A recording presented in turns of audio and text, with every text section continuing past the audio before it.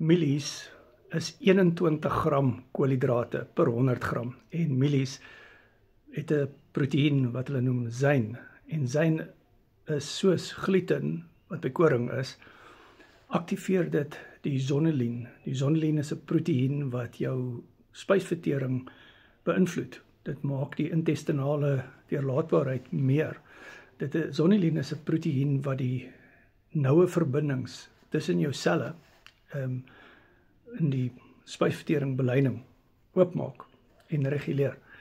So as jy mielies eet of koring, gluten of nou in die geval van mielies kry daai syn-proteïene in, kan dit jou intestinale deurlaatbaarheid vererger vir sommige mense en veroorsaak karnivoor keto coaching. WhatsApp my. Ons het môre aan 6:00 het ons Mindset 36 en ek het môre 'n hele paar coaching sessies. Ja, daar is nog opening as jy my coaching sessie wil doen. En dan het ons Sondag ook beskikbaar. Sondag doen ons die Alzheimer's bootcamp. WhatsApp my karnivoor keto coaching. Dit werk.